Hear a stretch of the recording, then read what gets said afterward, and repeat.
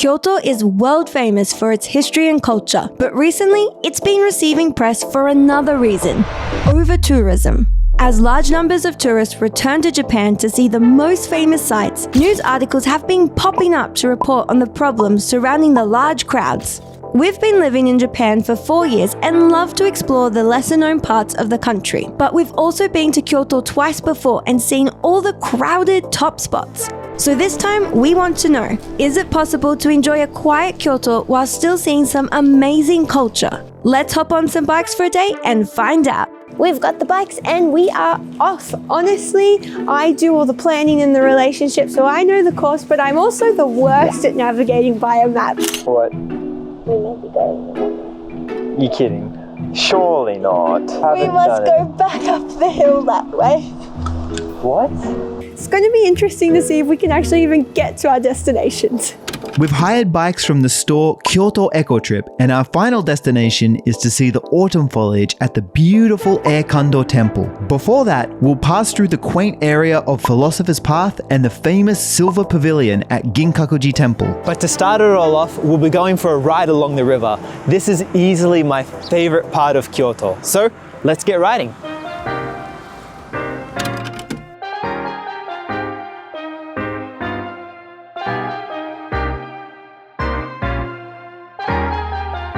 You'll probably notice that we didn't put places like Fushimi Inari and Kiyomizadera on the map, and it's because we've actually already been there before. And sure, those places are beautiful, but there's just so much over-tourism there. It's like a walking in a line simulator. As beautiful as it is, it just takes all the fun out of it.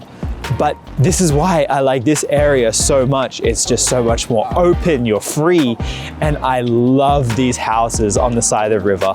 They're just so interesting. As we kind of ride along, I just kind of love to imagine little stories about what's going on inside each of them.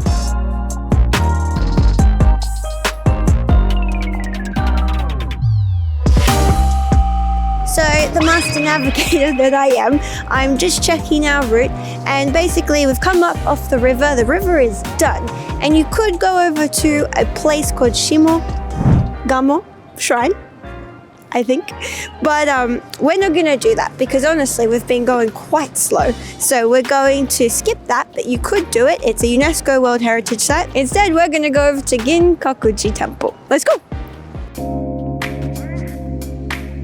Yeah, this is nice, and even the roads have their own dedicated kind of strip or lane for the bicycles. There's a lot of places where you're instructed to walk your bikes instead of riding. Makes sense, especially when the crowds get thick like this. Anyway, we're just going to get some parking for our bikes and go to the temple. Yeah, so bike parking on this side.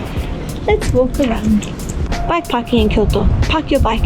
If you just leave it on the side of the street, they may take it away, apparently. So there are designated city parking, 200 yen for a one-day pass. Brilliant. Love it. Let's go.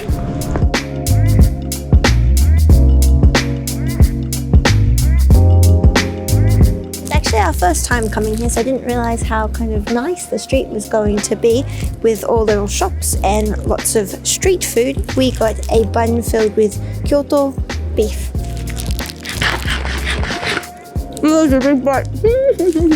That looks good. Oh yeah, this is actually really nice. Wow. Oh man. We are really transported into it, aren't we? And it's like still perfect, awesome colours. Yeah. Look at this moss. Oh my gosh. Authentic. These autumn colours and you're interested in the moss. Oh, it is beautiful.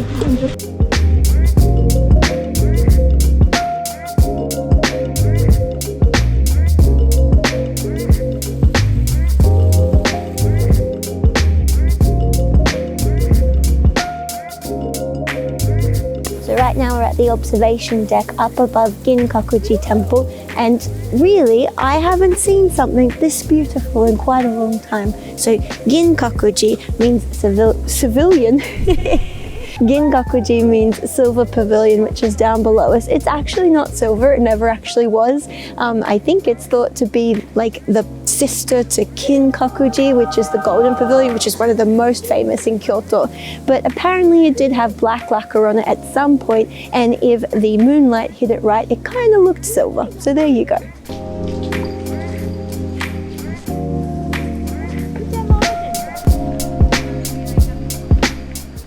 And so now we're starting our journey along the Philosopher's Path. This is usually, well, I should say, in springtime, is lined with sakura trees, and you can just look at it and imagine how beautiful it would be. But, you know, we're probably hopeful for some nice cafes or restaurants today. Let's see if we can find something nice.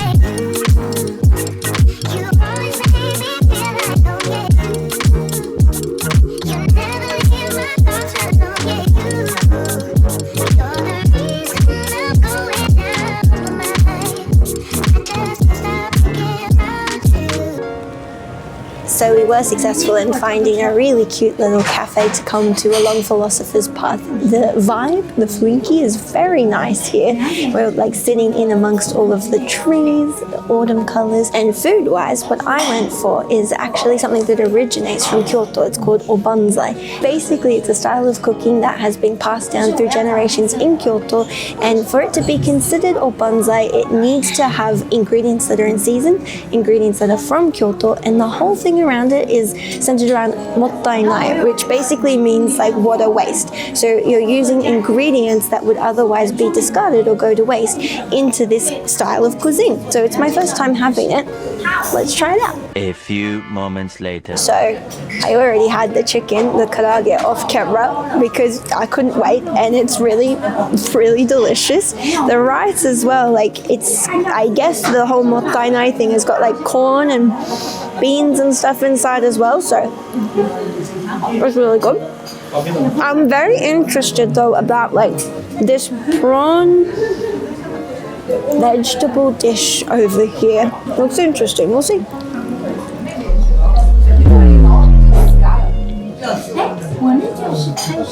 Don't be that person. If it's bad, you can say it's bad. I don't know what I ate. It's it's not bad, the flavor's not bad, but it's just kind of slimy. But it's not bad. I wouldn't say it's my favorite part of the dish though. But yeah, no, really nice. I like that there's so many little different things to try out. Much later. Oh man, that was really good. And I'm really tired now. I could go for a nap. You go for a nap? Yep. I'm very content. The reason why we actually came all the way down to Kyoto, it's like a 6-hour drive from Tokyo, is we had a bit of an issue with our van and our sub battery, which are the batteries in the back that power the whole van, like as in the refrigerator, the lights and everything.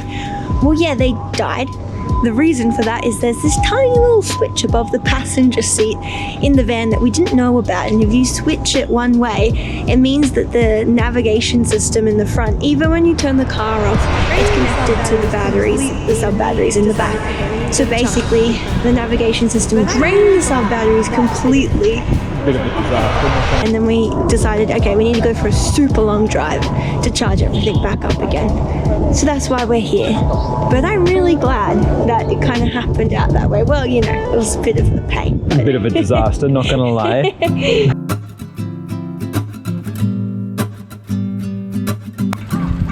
What you found, boss? Oh, cute. We're actually looking to get some kimono, aren't we? And some yukata, so we can wear it to summer festivals and the next Gujo Hachiman dance off. Oh, it's a cafe as well. So this turned out to be our favorite moment of the day. The shop itself had a colorful mix of fabrics and knickknacks, and the shop owner was a super lovely lady who'd been running the store for years. She helped me pick out a yukata, obi or belt, and a hairpiece, and on the way out gave us a little present to take home. ピコピコ。あ、すごい。初めて見た。そう、ここ持ってピコピコで。そう、初めて見て。初めてだね、そういうの。うん、すごい。嬉しいよね。いいのを買えて。本当よかった。どうもありがとうございました。ありがとうございます。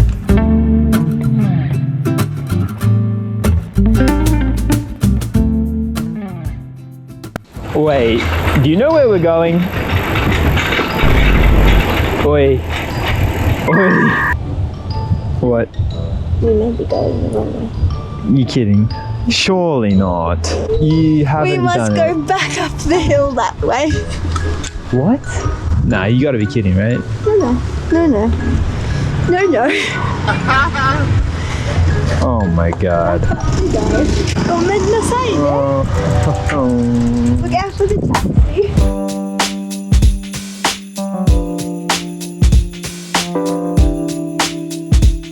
So we're in the Aekando kind of area, and we've come up to this pagoda where we can see out, and it's super beautiful. What's really nice about this is that it's famous for its fall colors, and we're here in like perfect time to see it.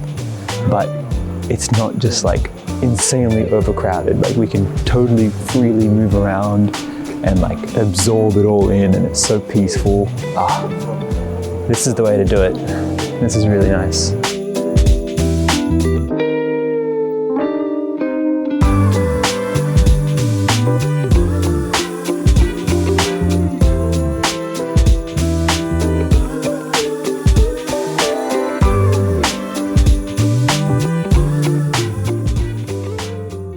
Okay, it's getting dark, it's getting really cold. We need to get to the bike shop, so let's get going.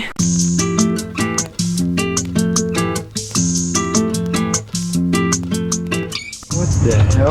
So we've had a bit of an issue to slow down our ride home. My battery fell out. My battery is perfectly intact. Rory's battery, not so much. Yeah? It just dropped out. Oh, Is it okay? I guess. Oh, maybe the key accidentally turned. Maybe, yeah. Yeah, the key must have turned or something. Good thing it happened at a intersection when you were stopped. That was so weird. That would look so stupid. There was a taxi behind us, and I was just like fumbling around the ground trying to pick up a battery. A bit hard to show, but big toddy gate there. And oh my god, there's just too much to look at. There's too much to look at. We need another day, Amy, on the bikes. Last impressions. 10 out of 10. Recommend doing Kyoto by bike. There's no other way, really. Thanks so much for watching. Goodbye. Bye bye.